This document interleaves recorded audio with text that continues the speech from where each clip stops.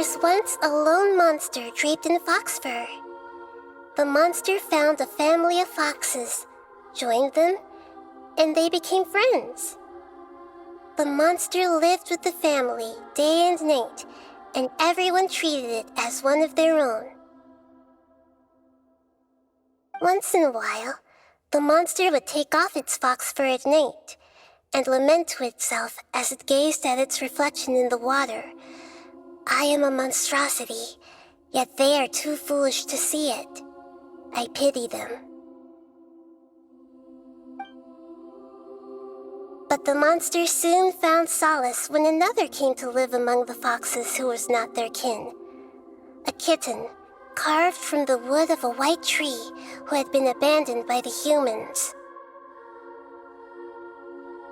The kitten too wished to become a fox, but its tail was too slender and it could not grow a coat of richly colored fur. Yet when the other foxes saw this, they spoke words of comfort to the kitten.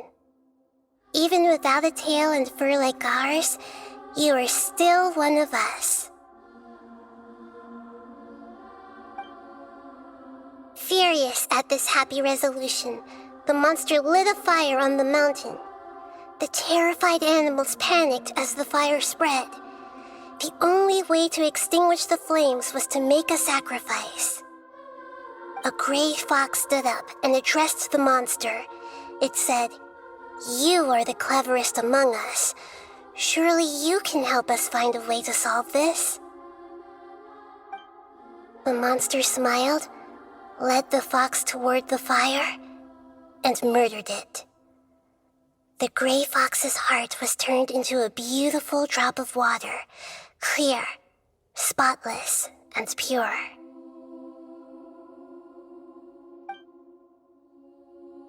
The monster gave the heart of water to the kitten, telling him, "The foxes have decided. You are the one who must be sacrificed. Take this, quench the flames, and die for your fox kin."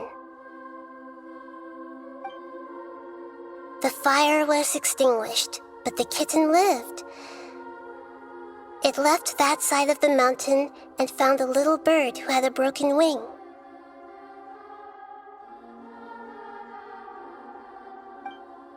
The two promised they would spend their whole lives together, but the little bird did not have long left to live. It passed away soon after. After burying the bird, the kitten left the mountain for good.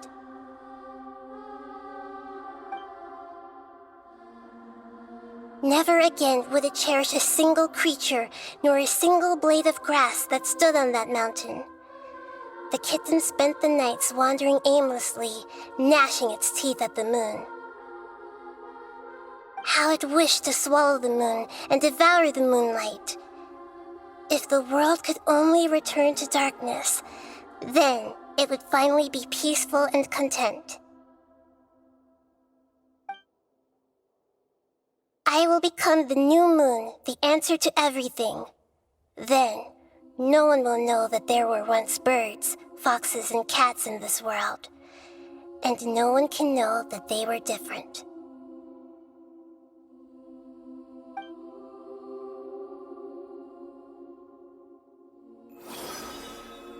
We solved it!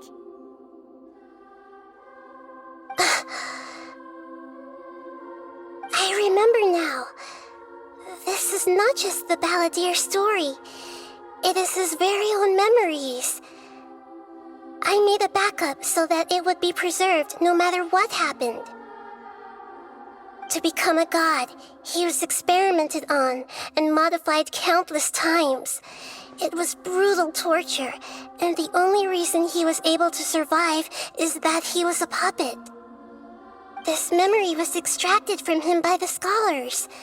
Presumably, they kept it to have something to defend themselves with. Creating a deity was just the first step. Some of them wanted to be able to control it. That's why they backed up his memory for later use. I buried it deep inside one of my own dreams, and then hid it inside an allegorical story so that it wouldn't be altered. It's hard to believe that this person really existed, let alone that he tried to get rid of us on more than one occasion. Paimon has no memory of him at all. He completely vanished like a puff of smoke. The Balladeer agreed to help me look for information about the Descenders, and although he was unsuccessful, he still helped you. Before he vanished, he confirmed an important detail, that Conria was where your twin first came into this world. We still don't know how the change to Irminsul will affect the senior ranks of the Fatui, but in all likelihood, they won't even remember their own Harbinger. It sounds like Paimon wouldn't like this guy a whole lot if he was still around. But still, Paimon doesn't like the way it all ended that much better. This is why wisdom alone cannot answer all our questions.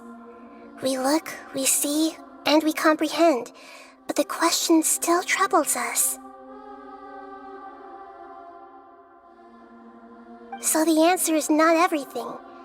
People yearn to find the truth and then conquer the troubles they face. When you give someone the truth, you give them a chance to choose their own destiny. To others looking on, this may seem like a pointless endeavor, but for him, the chance to act on his desire to disappear must have meant a lot. Never forget that even when we walk beneath dark clouds along a road filled with suffering, the light of wisdom is always there, guiding us toward a better destination. And that is what you have been doing all along. Yeah, Nahita's right. Cheer up. How about we go get something to eat? We can pick up this heavy conversation again later. Good idea. Paimon, why don't you take him out for a walk to clear his head? You got it! Come on, Traveler! You need to get out of your head for a while. You'll feel much better after taking a walk.